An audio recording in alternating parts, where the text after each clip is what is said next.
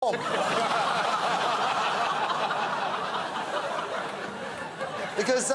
who wouldn't want to join a community of dog rimmers? Apart from Corey Bernardi. Gruen Planet, choose complete protection.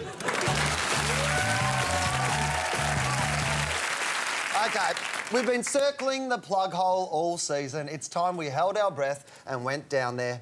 Down there.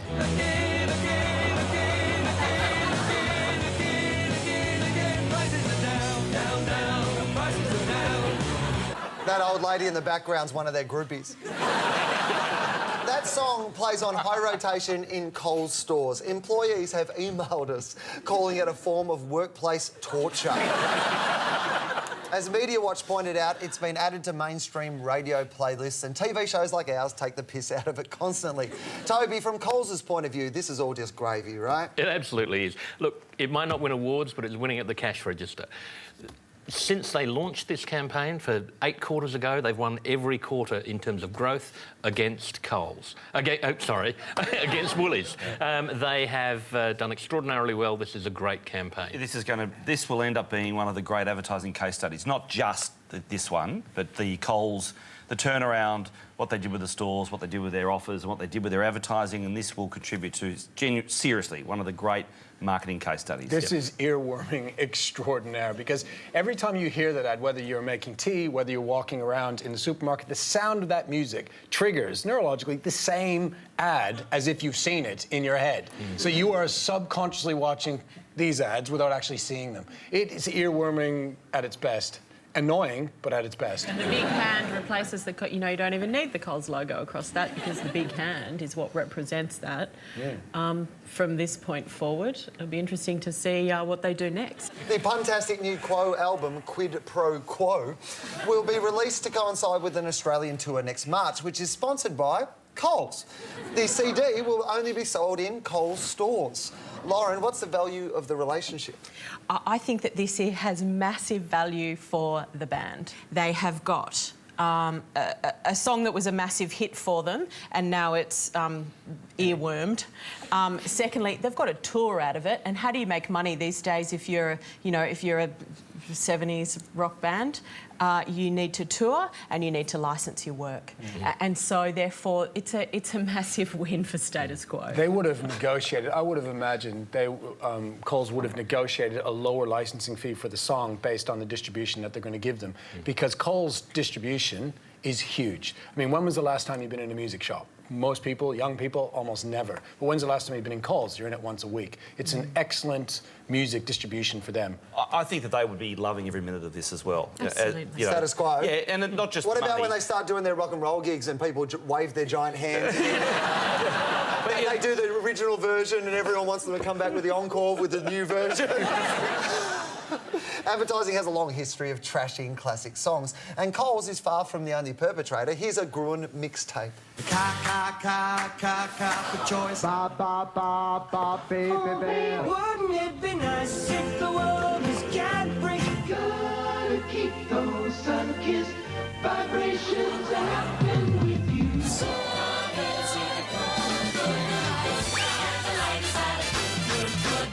That sound you hear is another Beach Boys fan dying.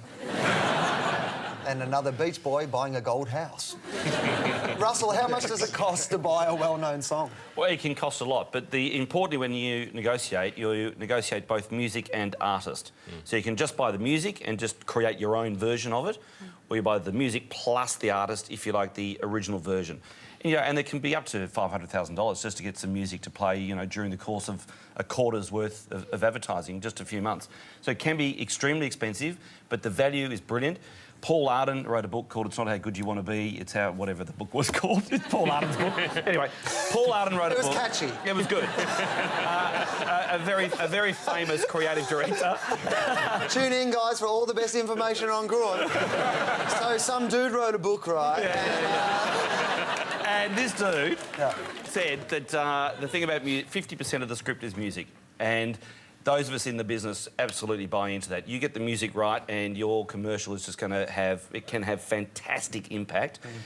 Not the least of which you already know the track, so what are they're not going to use the remote control. They say, oh, I know this song, and they'll watch it. Yeah, it can increase the length of time people watch. It's better for memorizing it. It's also really good for storytelling, but it's often an afterthought in the production process. And it's often music is negotiated at the end. And you can pay, you know, there's some indie artists earning, you know, 10 grand for 30 seconds of their music, and there's some paying $1 million, $500,000 to $1 million.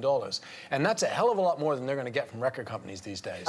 We mentioned a few weeks ago that the will of Beastie Boy Adam Yauch has a clause insisting his music can never be used in ads. Todd, do many artists say no?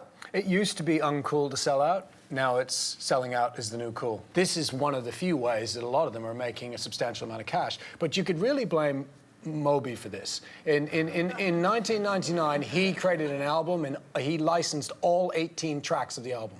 All of it, to ads, to TV, to movies. And some say back, you know, at that time, that's when the line was blurred between the two, because he just commercialized it. He made $10 million worth of record sales as well off the back of that, but he commercialized all his tracks. And that was the beginning of the end of music and advertising. Yeah, but there's nothing wrong with it. 2 words, Moby Dick. For the right cause or price, artists won't just hand over their songs, they'll rewrite them. It can be done well. A few years back, the Hoodoo Gurus did a great job for the NRL with That's My Team.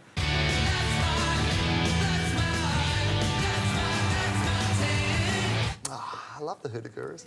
And then there's this one for US telco AT&T's Go Phone. Hey, Dad, I want a Go phone. Let me sleep on it. It has unlimited talk and text. Let me sleep on it. And no surprise bill. I can't take it any longer, son. I'm crazy. You ask about the go phone every night and day. That's gonna bills to pay. We're gonna go get you a go phone today. Because I love you to the end of time. I swear I love you to the end of time. Then we'll go and get you a go phone tonight. And we'll see paradise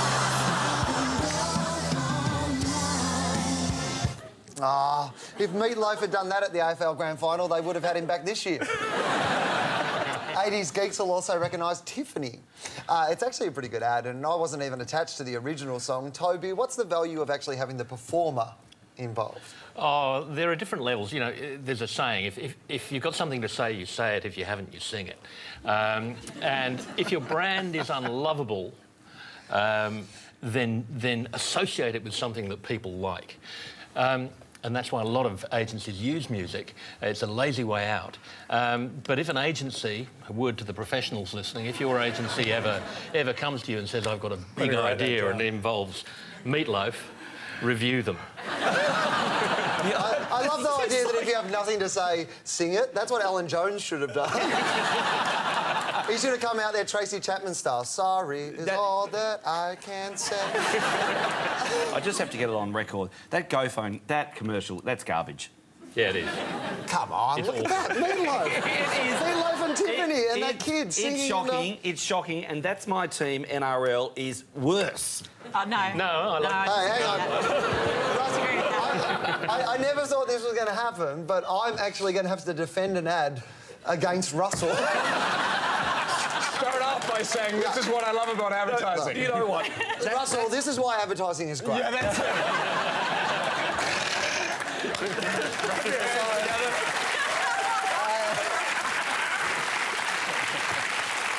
Here's the thing, Will.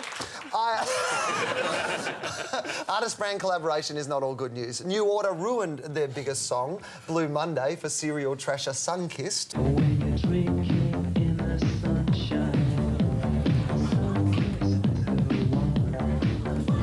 But if you think that was bad, you need to hear a HP ad from last year, a 70s hit reimagined by its creator, Lou Reed. Everybody dig, everybody host, everybody Skype, everybody post.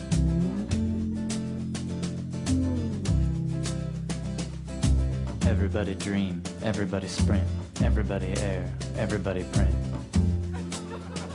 Everybody frag, everybody tweet, everybody show, everybody beat. Everybody puke.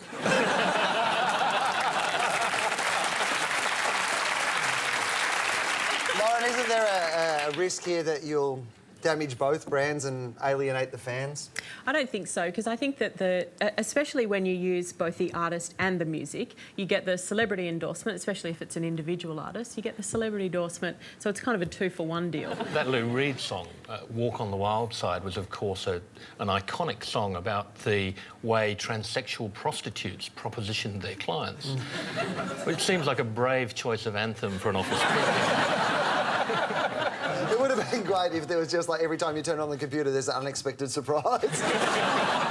Let's wrap up with our vote for the most awkward advertising rewrite of a classic, Elvis Presley's Viva Las Vegas. 2, 3, 4. Got me a honey, gonna set my soul on fire. At the end of the day, I'm not a guy who's stray, 'cause she's my heart's desire. Now this lonesome toad is sick of the road. I can't wait. I can't wait to go home. Viva Viagra. Talk to your doctor about Viagra, America's most prescribed treatment for erectile dysfunction. Learn more at Viagra.com.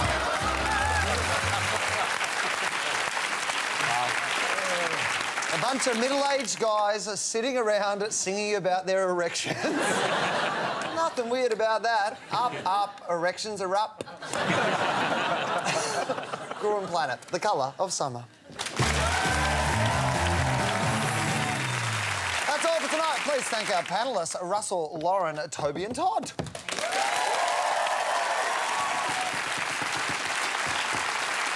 We'll leave you with another candidate for personal worst. Our quest to find the worst performance by an athlete in a commercial of all time. Uh-oh, right, now I'm going to get shit on. The winner will be showered in razor-sharp confetti and take home the award that other awards secretly yearn to be. The Brown Logie! Look, we all knew somewhere along the line we were going to mention Warnie. Advanced Hair, Macca's, VB. Shane's done a bunch of awful ads, but his worst may be this Indian Pepsi commercial, which also features Sachin Tendulkar and Carl Hooper. The ad is terrible in more ways than the stats guys can keep up with. It's the flipper that doesn't flip, the mystery ball with no mystery, the underarm bowl of cricket ads. We'll see you next week.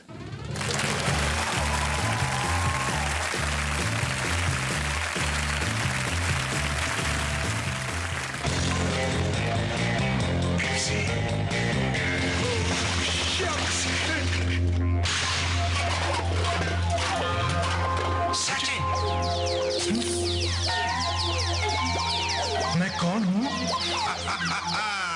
Esquito gay. तुम एक लाजवाब cook हो. Cook? The most famous cook in